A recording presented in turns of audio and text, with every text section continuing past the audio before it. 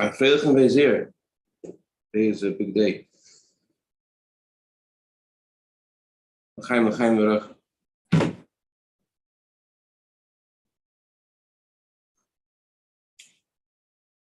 So I share a thought from the Farbrengen Rebbe gave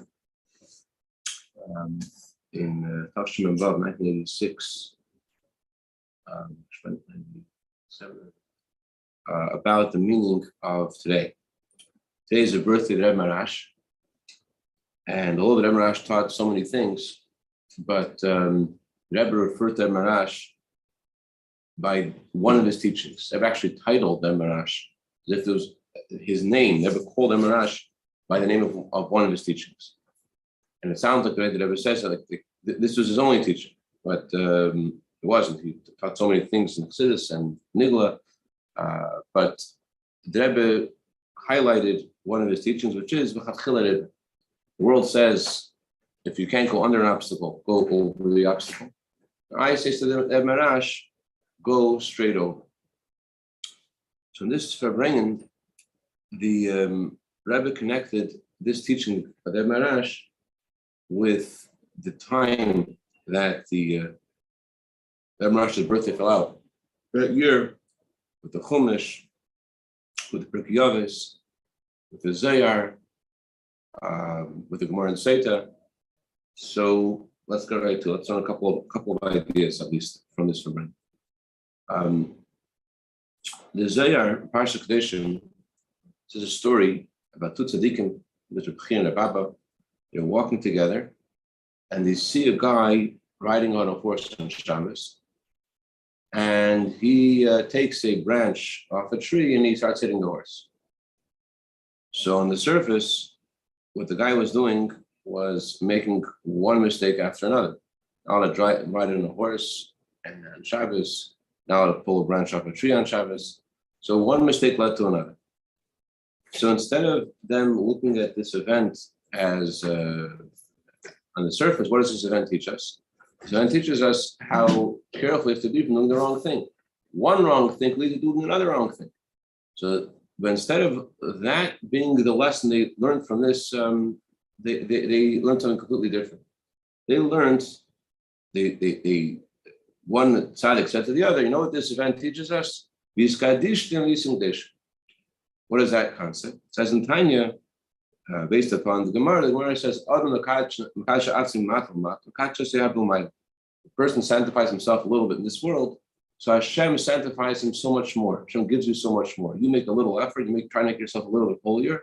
So God lifts you up, in language of the Alter Rebbe and Tanya, Hashem gives you, so you are Rav Otzim, a tremendous assistance to do your service of Hashem. Even though you're not yet, you haven't gotten rid of all the negative things inside, just by making a step forward and making yourself a little bit holier, so that invites Hashem's assistance, not just a little assistance, but so you are also tremendous assistance. So that teaching is seemingly the opposite of the teaching that they should have learned from the event that they saw. They saw a guy make one mistake, then make a second mistake. So on the surface, what they should learn from this is that you should be careful not to make mistakes. If you make one mistake, you make another mistake. But there's really two different ways two different areas of service to Hashem. One area of service to Hashem is sun meira, turning away from evil. Another way of serving Hashem is doing good.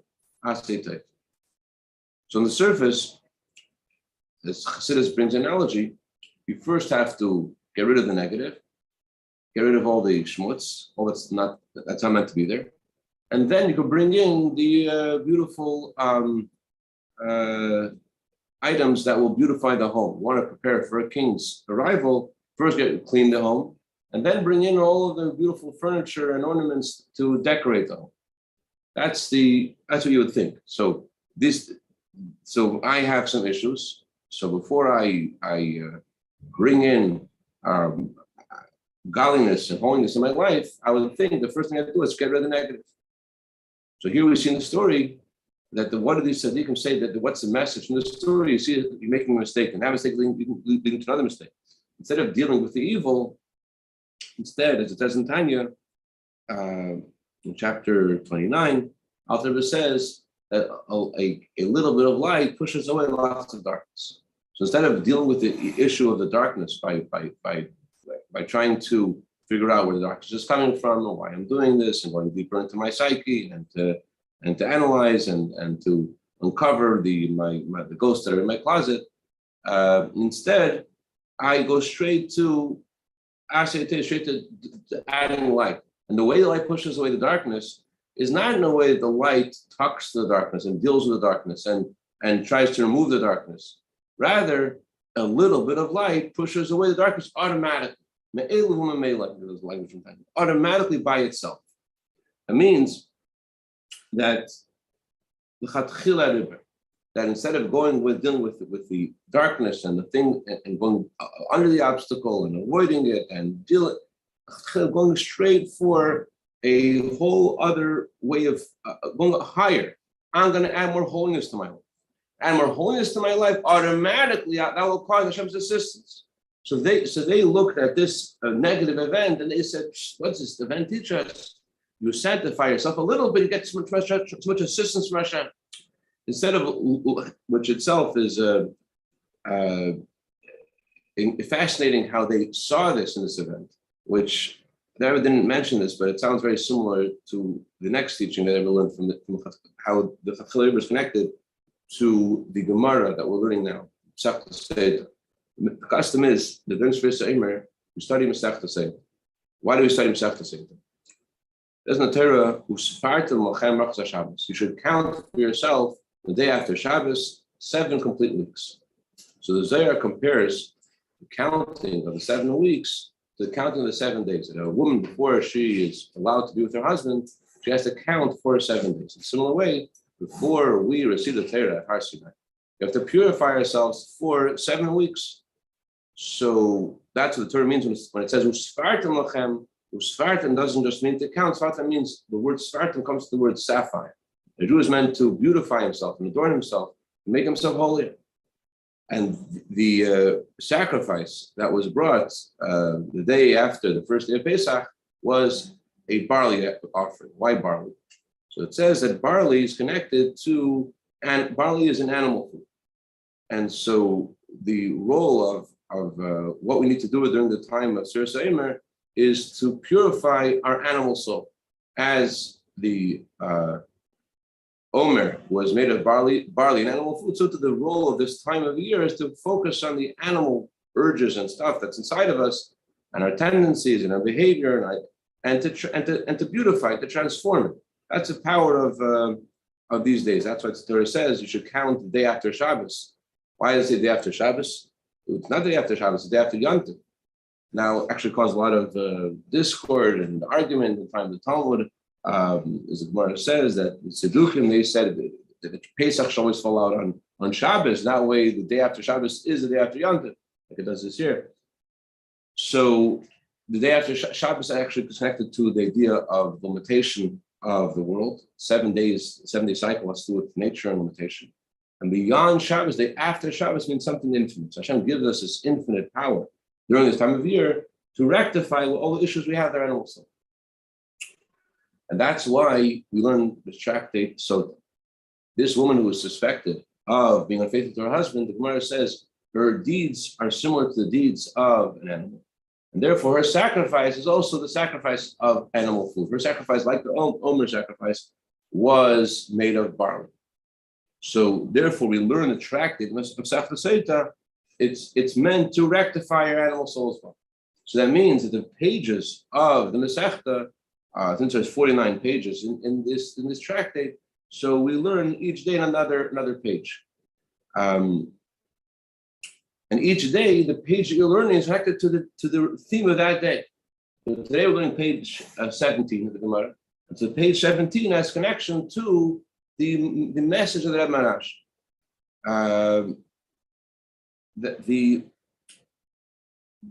It says in Teisei Yom Yom that Rebbe Marash was a child, I think 7 years old, it says. I don't know. He did so well in his studies that the Melamed, his teachers, told Tzemach Tzedek, "What do you say? He's doing good." So Tzemach Tzedek said, No, 7 years old.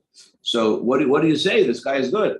So the Tanakh Tzedek said, what is the excitement about Tiferes of Tiferes doing good? In other words, because Adam Rosh was born in Tiferes of Tiferes, he was born today, which is the sphere of Tiferes of Tiferes, of course Tiferes of Tiferes does good. Like that's what Tiferes of Tiferes is. What does that mean? What does Tiferes have to do with doing good? So Tiferes is a third of the spheres. And the spheres in general correspond to our patriarchs, Adam and Yaakov, correspond to various spheres. The third sphere, the sphere of Tiferes, is connected to infinite light of Hashem. Why? Because Tiferes is called beauty. What is beauty? Beauty is something which isn't a single color. It's a single color, it's not called beautiful. Beautiful means something which is made of many colors. So since the contrast, and it creates this the beauty. So the sphere of Tiferes uniquely is not only one theme like all other spheres. Tiferes includes within a Chesed and Gvura. And though Chesed and Gvura are like interesting, right? Takes conscious of beauty, right? So in order to cause a convergence between Chesed and Gvura, which are opposites, requires something infinite, something otherworldly, something bleedful, something higher. So that's why the various names of Hashem correspond to various things, various revelations of Hashem. Hashem reveals himself in different ways. As it says in the Talmud, Hashem says, I am called according to my deeds. So which name of Hashem is associated with Tiferes? The highest, Yud Kei Vav, the infinite light of Hashem is associated with Tiferes. And that's why we find Yaakov, who corresponds to Tiferes, we find Ufaratzta. The blessing that Hashem gave Yaakov is that he should spread from the east to the west, north and south, and not just to spread, but Ufaratzta means to break boundaries, to go beyond all limits. So why did Yaakov get this blessing? Because Yaakov's Sphira is Tiferes. Tiferes is associated with the infinite. So getting back to now this Gemara, how do you see this idea of Tiferes, the infinite, in the Gemara of today? So Gemara says that we have to wear on a tzitzis, we have to wear techeles. Interesting teaching that his father. His father says actually that the reason we don't wear this color on our tzitzis today is not only because we don't have the chalazon fish to dye our tzitzis, but according to Kabbalah, the whole idea of this dye is not relevant during the time of the exile. This dye is only relevant after the Beis Hamikdash. 2 days ago, you had that question. So it's not only that we don't have the fish, but it's not even relevant nowadays because it's something which is associated with the time of the Beis Hamikdash. Anyways, so what does it want to say? Why are you supposed to color your tzitzis that way? What it says, because what's the purpose of wearing the tzitzis? It says you look at the tzitzis. You remember the mitzvahs of Hashem. So how do the tzitzis remind you of Hashem? So it says that the color of the tcheles looks like the color of the ocean. And the color of the ocean looks like the color of the sky. The color of the sky looks like the throne of glory of Hashem. So you look at the tzitzis and the tcheles, you're reminded of the glory of Hashem. And therefore, remember the mitzvahs of Hashem. But it doesn't sound like it's so easy to remember Hashem by looking at the color of the tcheles. The color of the tcheles is bluish green, similar to the color of the ocean. And that is similar to the color of something else, which is something else. That's why I have to meditate about, this looks like the ocean. Then I have to meditate further how the ocean looks like the sky. And the Gemara Yerushalmi actually says it's not just that the ocean looks like the sky, because the ocean looks like asabim, some kind of herbs. And those herbs look like the sky. And the sky looks like this. So it's a very far juxtaposition of the tzitzis to God's throne. That's the idea of a Chatchila Ribra. Chatchila Ribra means that a person a Jew has the ability to look at the depth of something, the innermost. He's able to look very deeply at something which, on the surface, you don't see the depth. So a Jew looks at that tzitzis, instead of him thinking that it looks like the ocean, he right away sees this and it reminds him of Hashem. It means a Jew is able to pierce far beneath the opaque surface of something and see the innermost meaning of it. So the two teachings we have from the Zohar and from the Gemara of today teach us two different things about Chatchila Ribra. The Zohar tells us you have an issue dealing with evil. Instead of dealing with the evil, go Chatchila Ribra. bring more light in your life, bring more kedusha in your life. The kedusha you'll bring will lift you up. And the second lesson is, how much should you go for? How much kedusha should you go for? How high should you try to reach? So the teaching that we have from the Gemara today is go all the way. Don't be satisfied with looking at things in an external way. Go according to the innermost depth of things. This is also connected to the Pirkei Avos. Pirkei Avos talks about the five sages of Israel. And each of the sages of Israel had their own virtue. There's one sage of Israel, Elazar ben Hukanas, another sage, Elazar ben Arach.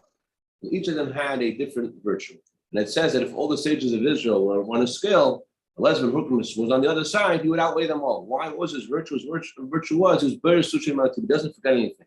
Okay, that was his virtue. But then it says, you take all the sages of Israel, including Elazar ben Hukanas, and weigh him against Elazar ben Arach, Elazar ben Arach would outweigh them all. Whereas Elazar ben Arach's virtue? His virtue was Mayim Gaber. He was someone who was able to create his own insights. Mayim Gaber. He was like a overflowing wellspring. So what's the message of this, and how does this relate to a chatchila? The difference between a wellspring and a river is full of water. A wellspring, the way it works is it goes drop by drop emerges. So a Jew might say, you know when I'm going to start making strides in my service of Hashem? When I gather lots of drops together and I have a little bit of a stream, and then I'm streaming, then I'll be able to stream, But says the Gemara that Rabbi Elazar ben Arach, he outweighs them all. It means a Jew is able to be a Mayim Gaber, is able to use whatever he has drop by drop, and actually, like we learned from the Gemara in Seita. Actually, I forgot to mention, when this Gemara in Seita of today is number 17. 17 is good. So we're able to do amazing, great stuff with what we have. We don't have to wait until we are learn a lot of things, like about the Huknas, and remember all those things. Go straight to Chatchilim and use what Hashem gives us to make steps in our service of Hashem. Not just make steps, but as one from the Gemara, to right away see the things, to right away go to see the innermost meaning of things. And you hear the words. Got the idea? Yes. Yeah? Go ahead. What's the difference between a wave offering and a That's what we're trying. I'm not sure, but on the subject, I want to talk about the wave offering for a second. It says in Gemara, you're supposed to weigh the sacrifice back and forth and up and down. So the Rebbe says, there are times in your life you're up. There are times in your life and you're down. Back and forth has to do with how you reach out to other people in your life, how you go, your extension of yourself. Right. You might think, when do I go back and forth? When I'm up. When I have something to share, but not when I'm just have a little bit. When I'm down, I have only a little bit to share. Then I can share. It says whether you're up, whether you're down, you got to go back and forth. You got to. And that sacrifice is consumed by the people or Which sacrifice? The sacrifice of the Omer? is that the same as an elevation? I think the elevation often you're referring to is, I'm not sure like the English term. There is a certain sacrifice which is called the sacrifice of elevation. Oil of the year, because there are different classes of people that bring the sacrifice, bring different kinds of sacrifice depending on their financial status. Let's just wrap up the message of Rosh. Rosh is telling us a wrap up. Let's open the message of Rosh and take it on. Rosh is telling us that we have to not look at our faults, our deficiencies, and go straight over our limitations. And if you see some issues, add good, add light. And Hashem will, by opening the door for more light in your life, Hashem will give you tremendous assistance. And don't limit yourself to how much you could do. You have something, you're able to go. Chaim l'chaim.